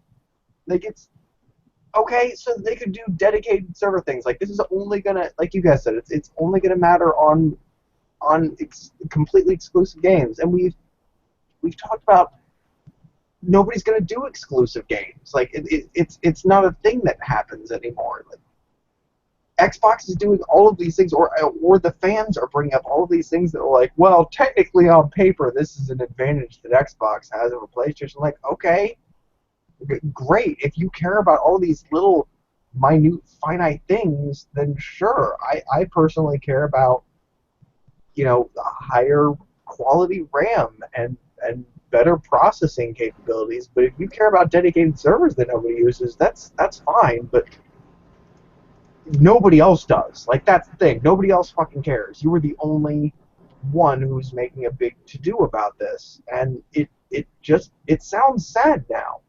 Like, I personally, and I can't speak for anybody else, but I personally have tried to be reasonable. I've tried to be calm. I've tried to meet this with metered and measured patience, but it's not as good of a system. You may disagree with me on whether it's run by a better company and supported by better software. That's a discussion we can have. I'm fine with that. But it's not a better system. I'm sorry. It's not. Like, you may think Hydrox are better than Oreos. The rest of America doesn't fucking agree with you. Plain and simple, if you're going to defend on dedicated servers, you have to guarantee that every single person who is running the system has access to the internet, has a decent speed on the internet, and that's what you need. Yeah, I was just about to say that, actually, because before Fan of Ash laid that perfect answer. Yeah, because here's the thing. let's take the PlayStation 4 out of the equation, right? Just the Xbox One itself. Not everybody who has an Xbox One has access to the fucking internet or good internet. So you can't have it like be that Halo will have better graphics across the board with these dedicated servers if not everybody can access those fucking things. That's the other reason why you don't get this sort of stuff, because it's not only is it not universal between consoles, it's not universal between the actual console itself, the users. This is yeah, it's like with PC games. They have to make them a certain way because not everybody has crazy ass specs. But PC games, like, they still play the entire spectrum because they know that like some people have higher graphics. Like, here's the thing: console games have always played for the lowest common denominator. And what you're saying is essentially then like, oh, well, they're going to take expensive development time and just render graphics for those of us who happen to have a good internet connection, for those of us that happen to have fiber, for those of us that happen to be able to take advantage of the cloud computing.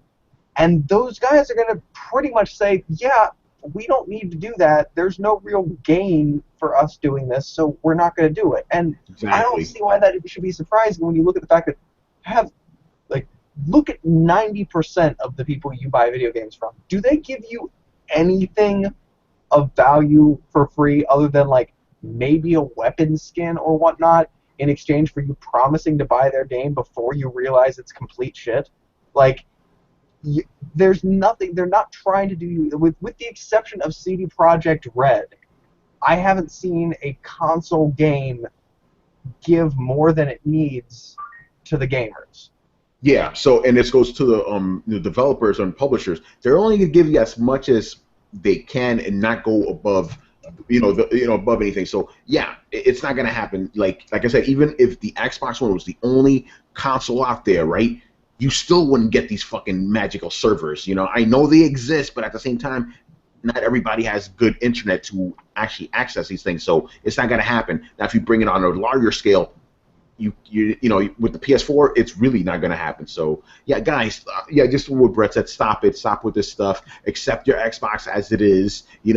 Play your games and don't worry about these possible could-haves. Like the secret sauce, the server. Stop with it. Just take your console as it is. It's not a bad fucking console. It's a good console. The irony is, the thing that makes this whole thing that we're talking about a moot point is also the thing that makes the PlayStation being a quote-unquote better system, or it actually having better specs, also a moot point. They're going to design games with the Xbox in mind, so they're going to design it, like, even if the PS3 can run it at 60 frames per second, if it's an open-world game and the Xbox can't, then they're not going to run it at 60 frames per second on the PlayStation, because that involves more work. The PlayStation you remember how back by the Xbox version. You remember how much that happened from before when Xbox was essentially, Xbox being the guys first out there, right? A lot of the games were all QA'd on Xbox. Yeah. So that's why you didn't get the same quality of game on the PlayStation 4 PlayStation 3. Yeah, I mean, it had the cell architecture, and like 90% of the time they're like, we're not going to bother. We already got everything designed for Xbox. We're just going to port it. They're not going to spend, and the developers are not going to spend any time on a part of a system that isn't pretty much universal. DDR RAM in general is RAM. That's what it is, plain and simple. Yeah. Everything has RAM, so it's just it's just about taking advantage of the ability of this more RAM or whatever. No, so, maybe what they need to do is have an Xbox exclusive come out and take full leverage of the system. But that's. But at the same time, that's why Uncharted was like, you're like, what the fuck did they do to Uncharted 2? Is there magic crack pixie dust in this game? How does it look this good? And it was because they're like, we're going to exploit the fuck out of the cell architecture. But even after they did that, nobody else gave a fuck. Yeah, until Uncharted 3. Yeah, so exactly. You're right about that. It's like the only people who are going to utilize this are the exclusive guys. But even then, it may not happen because all the Xbox users can't utilize the fucking internet like that. So again, just stop it, please. Yeah. You need fiber for it, and like I love fiber. Like fiber's starting to come into the area that we're in, and it is amazing. Like 300 megabytes per second would be fucking awesome, and yeah, you could offload a lot of processing power for that kind of thing. But at the same time, like we already have games that make server-side computations. The idea that the cloud is this revolutionary thing, like fucking Arc does almost all of its computation on server side to avoid any potential exploits or hacking on the user's end. It's a lot of online. The more online games that you have to lock them off. You have to do server side kind of stuff. So we have games built around the idea that all of these computations are being done on server side, and you're essentially only streaming the front end of the game to yourself. And those are already held back by current internet restrictions. So I have no idea where Microsoft thought they were coming in and reinventing the wheel by attaching a fancy new fucking name to the idea of server-side computing, and then being like, this is going to revolutionize gaming. It's like, what do you think Warcraft is? What do you think Ultima Online was? Like, what do you think half the fucking games we've been playing for the last decade are? This isn't a new thing. And for those of you that think it's going to save gaming, like it's not. Offloading this kind of thing is not mainstream enough. And I know I'm talking in circles now, but it's not a thing. It is just as likely as fucking your closet opening like Narnia and Gandalf walking out, touching your Xbox, and quote unquote unlocking its true potential. That is just as likely to happen as the cloud computing making it a more viable system. By the time cloud computing catches up and is able to make the system a more viable system, it will probably be in the next generation. Yeah. Unless Microsoft's idea is to not release another Xbox console and then just use this entire cloud computing thing as a way to artificially extend the console's lifespan. And if so, that's fine, but you're completely playing from the back end of your idea here. You're reaching 10 years into the future and being like, how can we still be relevant in 10 years? You need to worry about being relevant now, motherfucker. Exactly. All right. Yeah, we summed that up pretty well. All right, next one. Does it seem like Capcom is having trouble developing games on the PS4? Example, Deep Down has been a no-show for 2 years now after being shown on the February 20th, 2013 PS4 event. The Street Fighter disaster, not just what's happening with the 5 beta and also Street Fighter 4. Phantom Ash says... Yeah, hold on. Well, we'll get to it because I got my answers too. Okay, so Deep Down. Okay, Phantom Ash goes Deep Down. My guess is they created an engine that they themselves didn't understand. Remember, Deep Down is supposed to run on Capcom's Panta Ray engine. Capcom had nothing to do with Ultra Street Fighter 4 port. It was Sony that funded the game and outsourced it to a terrible port team. Capcom said beforehand that they had no plans for Ultra Street Fighter 4 on current gen. All right, now let's back this up a little bit. You can't say all of Capcom because there are other Capcom games that are running just fine on PS4. I think it's certain development teams within Capcom that may not know what the hell they're exactly doing. And you only have one example here, Deep Down, and we've seen a lot of games get delayed that overpromised or something. Street Fighter 5, yeah, the beta shit. I don't think it has anything to do with the PS4. I think it has something to do with Capcom themselves. And Ultra Street Fighter 4, again, a shitty port team that worked on that. So you can't say that the PS4 is the problem. It's the developer. You can't blame the fucking tool because there are plenty of other games out there that have no problems. Look at Destiny. No, that thing's not having any problems, Yeah, why is it, by that logic, you got to ask the same question like, okay, why isn't, Dead Rising running at 60 frames at 1080p even on the PC? Yeah, exactly. It's not. It has nothing to do with that. Exactly what Tony says. It has nothing to do with Capcom and PlayStation 4. It has to really just do with Capcom. Maybe they don't have the resources to get to QA these things as much as they used to. It takes time. And the thing is, again, we're talking about a beta, a game that is not a thing that's not even supposed to be released as of yet. I know people are very angry about this, but at the same time, you cut them some slack. They're trying to get it working. Yeah, you think Capcom wanted this, and then going back to It's like Street Fighter 4, you know. it's like releasing. Think about it this way: it's like releasing an unfinished car and getting into a car accident and being angry that there's no airbags in the fucking car. Okay, no, it's not that. It's a beta is supposed to be a finished game. Sure, it'll have balancing issues. Sure, it'll have bugs to work out, but it's supposed to be a functionally finished game. Here's the thing. To release I mean, even a officially, beta that's broken. I'm playing Ark. I put 280 hours into a beta. No, it's an alpha still. It's not even in beta. They're still adding basic basic game mechanics to the thing, and it is still more stable than Street Fighter. So as somebody you can't even get in. As somebody who's coming out of the world of loves early access and alpha games, like to call this thing a beta is a tragic mislabeling. This thing is an alpha at best, and you shouldn't, unless you are explicitly putting people into an early access program and warn them that this may affect their gameplay. How do you know that this was a fuck up? How do you know that there wasn't any warnings? To me, it's if you're getting something early, there is expected to have problems. Well, because that's the definition difference between an alpha and a beta. Is an alpha is feature incomplete, possibly game-breaking mechanics because the mechanics themselves are still being worked on. And then when the basic essence of the game is done, and you still need to do balancing. Also, at the same time, the online mode is not the game. That's not the game. Yeah, but to flip it, it's not the game. You're 100% right about it because the actual game itself works fine. But the problem is, if this is a beta test to stress test servers and you can't get on the server, that's a fundamental failure. Well, maybe that's it right there.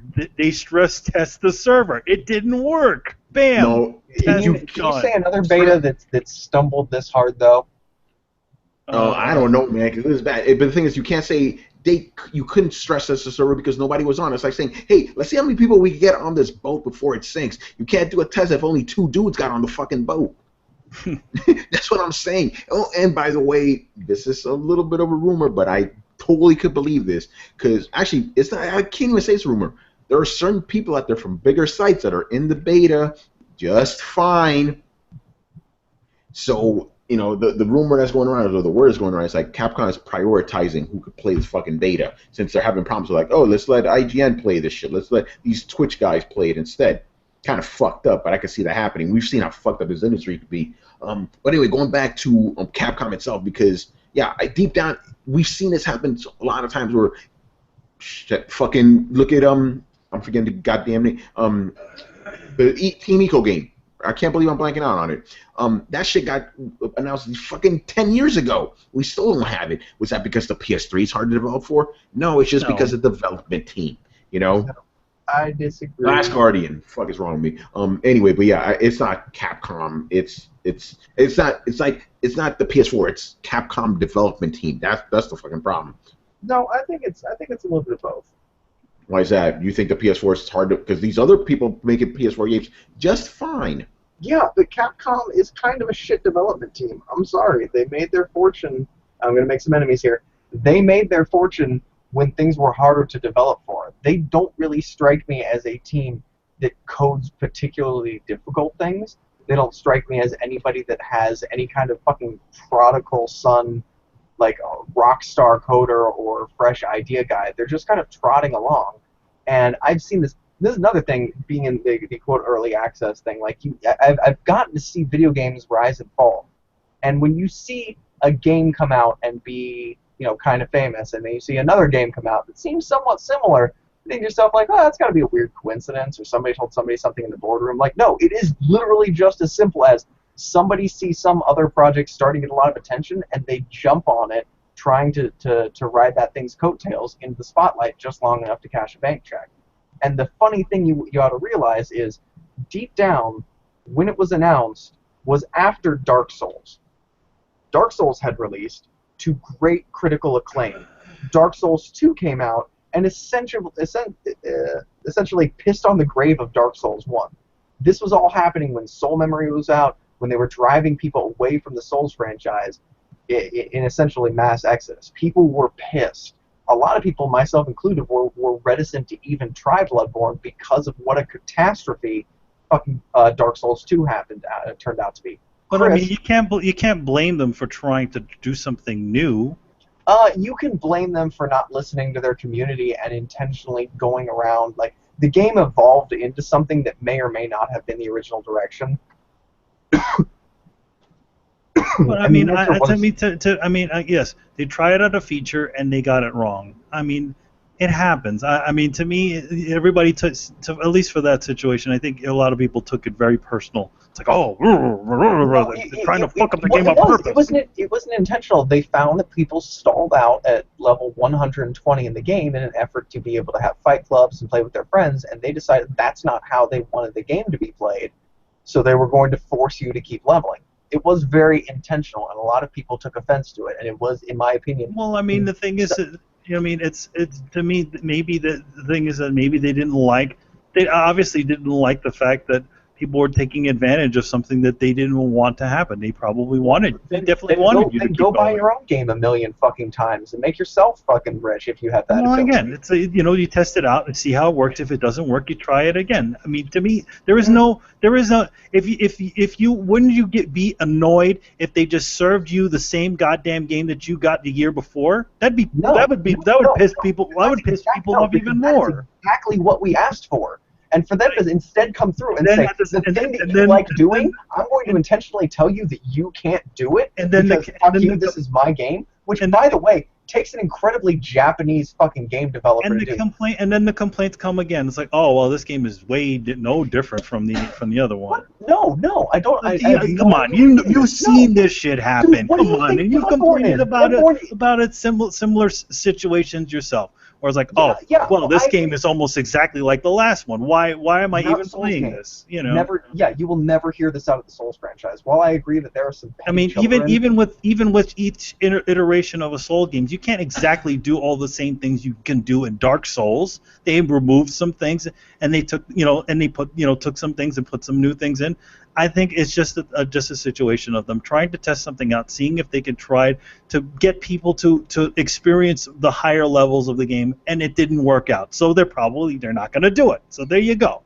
I disagree, but anyway, Brent, I think I know where you're going. You're trying to say that deep down is a ripoff of Bloodborne, aren't you? Yeah. Well, that was my point. Is the Bloodborne or the Soul series was what appeared to be, from an outside point of view, in a place that looked to be in trouble, and so Capcom was like, we could do something like that, and jumped on. And then coincidentally, Bloodborne released, and they're like, oh, well, we need a little bit more time with our game, which is exactly what fucking happened when Watch Dogs saw Grand Theft Auto. They're like, oh shit, they just slunk back into the shadows and pulled their game back in behind the curtain to work on it some more.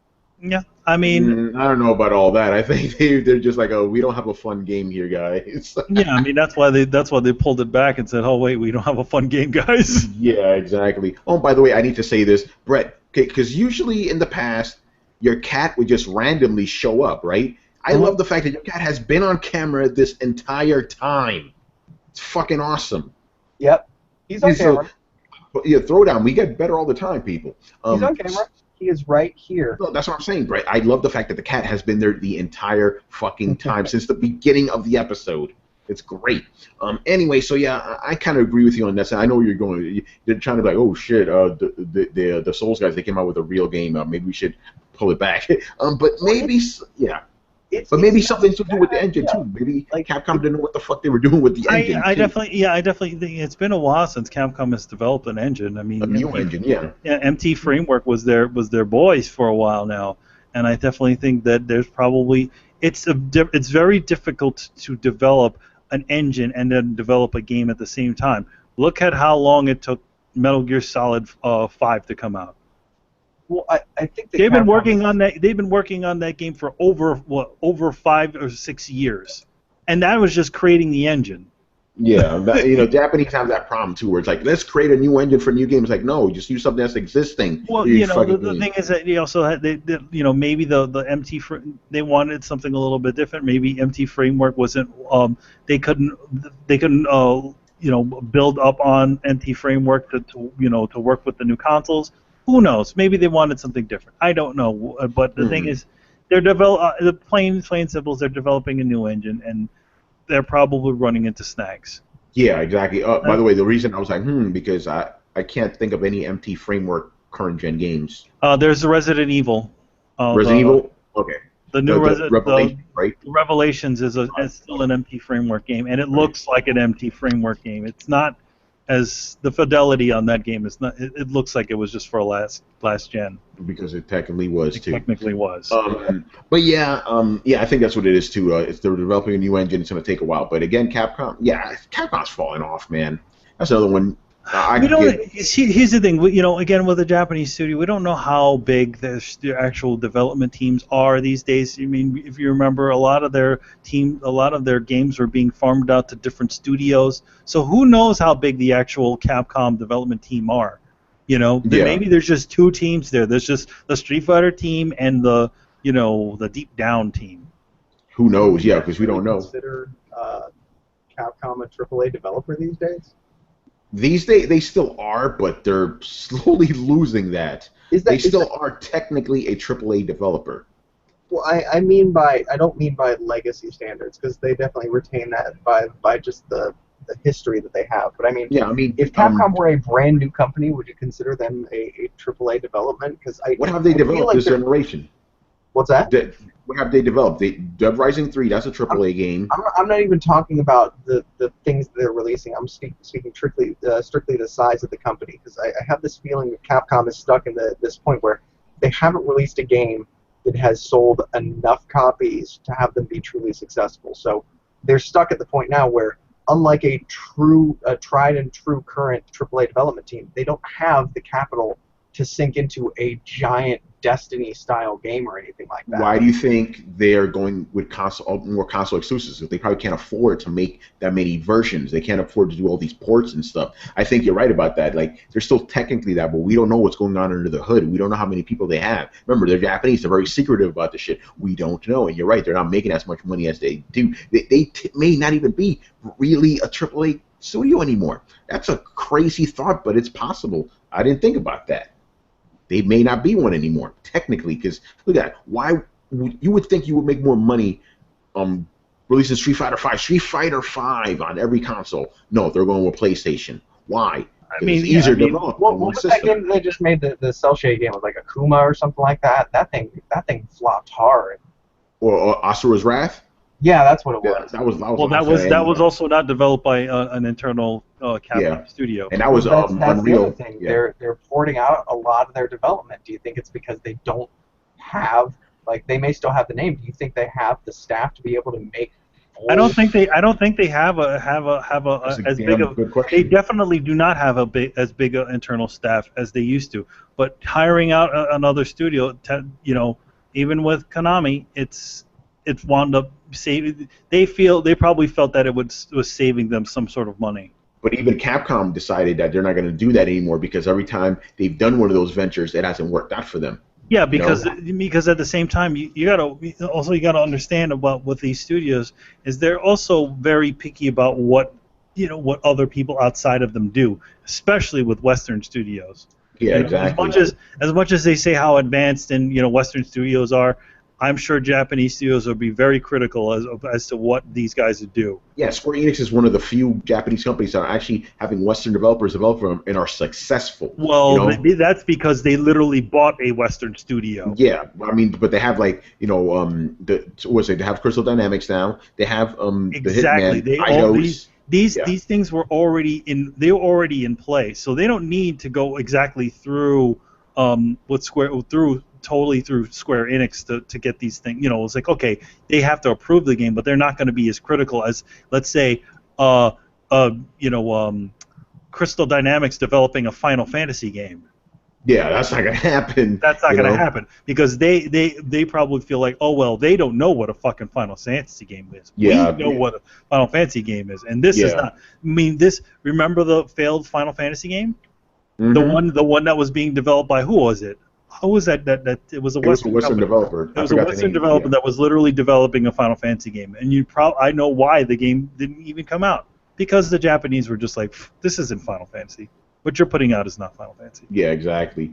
We could definitely go on and on about this one, but let's get on to the last questions by my man Dio. He hasn't asked us stuff in a while, so yeah, it's been a while. Welcome back, Dio. Yes.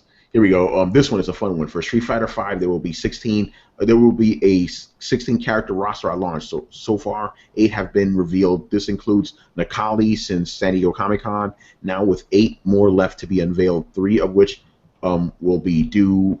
3 of which that will be left out due to being brand new to the franchise. Okay, the remainder is said to be from 2 from the Alpha series. The last 3 are from other Street Fighter games. So a total of 5 to speculate.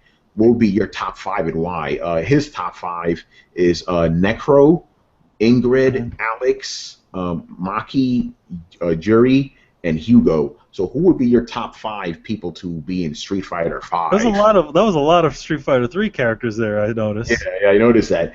I don't have my top 5 ready. Guy right there off the bat, gotta have Guy in there. And they said a Street Fighter Alpha person. I'm guessing Guy is gonna make a return. Kakuma obviously he's gonna have to make a return. I need more time. He's not an Alpha guy though. But. No, but he's a returning guy. Yeah. So. Top 5. There's just so many Street Fighter characters. You know what? Skullomania. I want to see fucking Skullomania in there. Skullomania. Hey, speaking about that, whatever happened to that wrestling chick, man? Like, what about her? She was kind of fun. Yeah, the one from Street Fighter Alpha 3. Yeah, her. Why not bring her back? I mean, I'll put Ibuki in there. I always like the Ibuki. I mean, I would say Charlie, but Charlie's in there already. Yeah, he's already in there. Guile, he'll be back probably. Guile will be back. That's about it, right? Yeah. Oh, actually, Eagle from Street Fighter 1. Yeah. Oh shit, bringing his super back. Yeah, bring him back.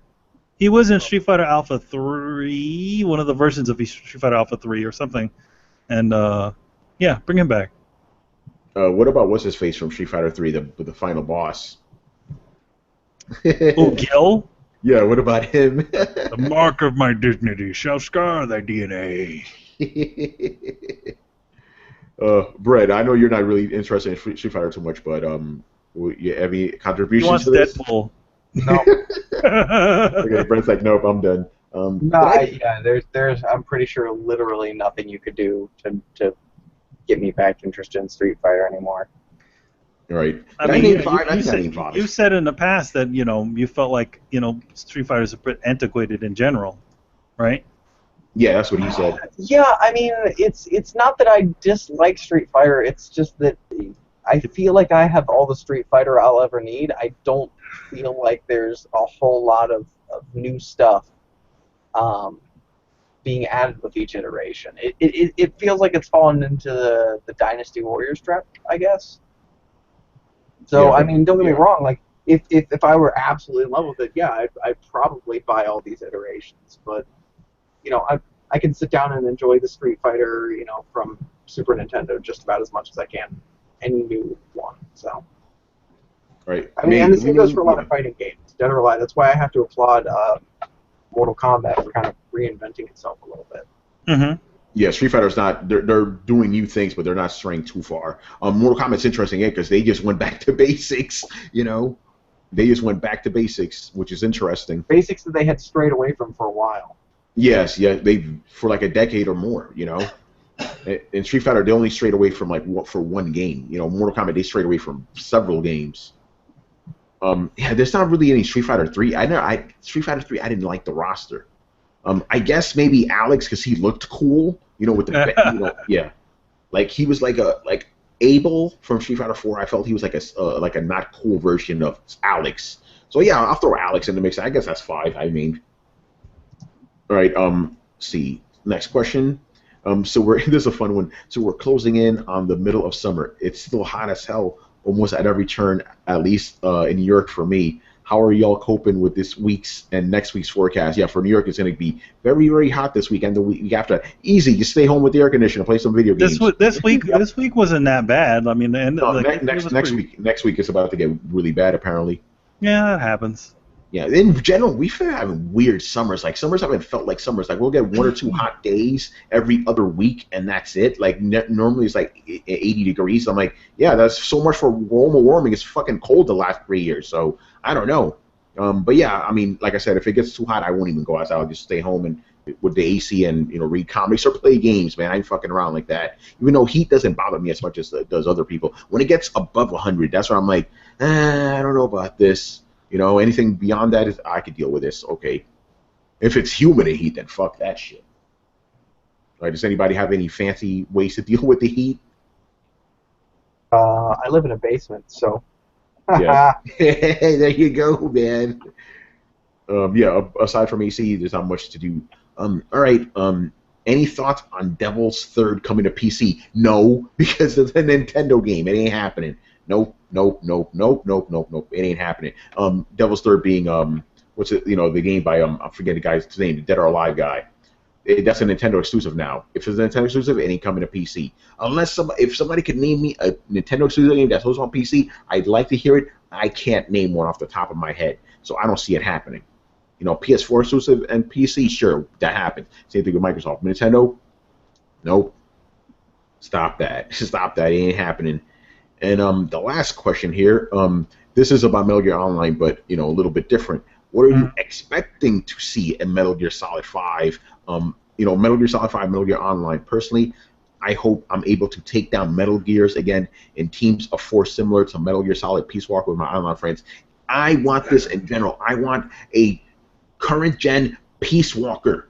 I want to play the whole campaign with my buddies. I know I'm probably not going to get that, but I want that for the game. But if they can't do that for the campaign, at least let me do it in the whatchamacallit, the MP version. Even though the MP version has already been announced, it's going to be you and a team of your friends taking down like other teams or something like that, of NPCs and all that other shit. Can I just say boring? Oh, man, you really don't like online. I don't care, man. That's what the fuck. Who gives a shit? A lot of people. Look, we're gonna spend hours blowing the fuck out of each other. What whoop-de-doo fucking do, whatever. Wait, so because I saw that online thing for Metal Gear Solid 5, it looks pretty fucking cool, dude. Like even that. Whatever. Whatever. I personally, it's the same shit that we did last time. We're in an arena, and you're playing capture the flag. You're playing team deathmatch. Whoop-de-fucking-do. Who cares? I personally would like to play a real, like a real campaign. Like we're actually going for a real goal as opposed to this piecemeal bullshit. People. I swear. I mean, you've said this many times. It's just. Yeah, I know. I hate to take it away. As talented as I'm, sure these guys are. I just feel like online gaming is a fucking rope-a-dope. It's like, hey, look, we just got you. We got you. You can just spend hours and hours in this one room blowing the fuck out of each other for forever, and we're not going to give you anything. At least with a shit like Destiny, at least you're playing online and you have a fucking goal. It's like, all right, we're going to take down this place. We're going to go and do this. We're going to go do that. There's a goal. Blowing each other up for hours is nothing.